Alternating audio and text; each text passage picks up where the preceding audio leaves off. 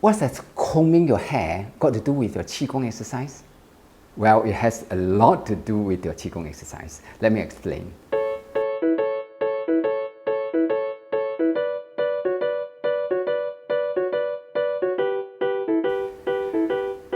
If you have been doing Qigong exercises, chances are you'll be doing this movement. You comb your hair and go all the way back to your neck. All right? This is a very common movement if you do Qigong exercises, and your teacher will probably get you to do during the Qigong exercise after that. Why do a teacher get you to do this movement? In fact, the movement is very simple, but it has a lot of significance, and let me explain to you why. And for that, I'll have to introduce the king of medicine in the Chinese history, whose name is Simiao. He's said to have lived to the age of 141. I don't know whether that's true, but that's not important. What is important is that the king of medicine in the Chinese history has a lot of prescriptions that are still being faithfully observed by the TCM doctors today. After more than 1,000 years, he lived in the Tang Dynasty, which is more than 1,000 years back, and he is still undoubtedly the king of medicine. So what he says really carries weight, right? And Sun Simiao has a routine that he recommends that we all do, which is called Sun Simiao 13法, which is the 13 steps to take for you to attain longevity. And you know what? The first step of his 13 steps that he wants you to do every day is to comb your hair, like what I did just now. And it's a very simple movement. You just comb your hair, but when you do it, it is very important not to use your nail if your nails are long, because it can hurt your scalp. Just use the fleshy part of it. And then, of course, you can also do it with a comb. It's better to be with a wooden comb. That's what has been recommended. Comb it. The king of medicine's recommendation is 10 times per session, and do it once in the morning and once at night.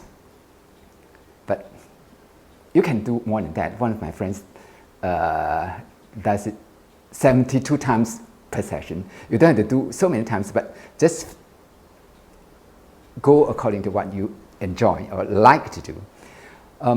What is more important is the reasons behind the movement.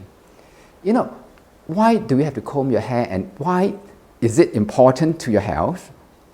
It is because at the top of our head, which is the crown, go from the tip of your ear, go all the way up, the crown, the top of our head, there's an acupuncture point known as Bai Hui.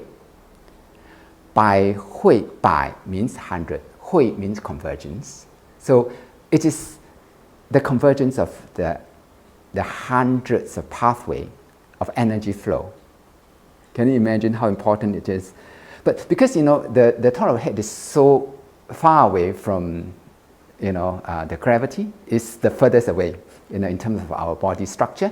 So to bring it up, it's not always effective, and that's the reason that in Qigong exercises, we want to make energy flow. Then we have stimulation to bring the energy up to our head. So we have the microcosmic orbit, 小周天, the large microcosmic orbit, which is 大周天, and so on and so forth, to help bring the energy up. But one of the easy ways for us to do that is just to massage the Bai Hui, massage the crown, to stimulate the flow and get the energy to flow up. And it will just flow along our body. It really will help. And it's a very simple thing to do, but it can really be very impactful to your health.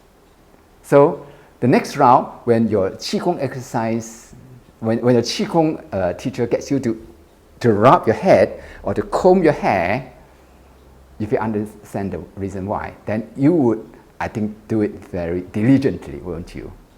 This is what I have for you about the practice of Qigong in this video. I hope to see you again soon. I'll share with you more techniques and ways for you to be more effective in the ways you do the exercise. And in addition to watching the video, I hope you like my video or join the channel, and better still also join my newsletter so that we can keep our conversation flowing. Thank you very much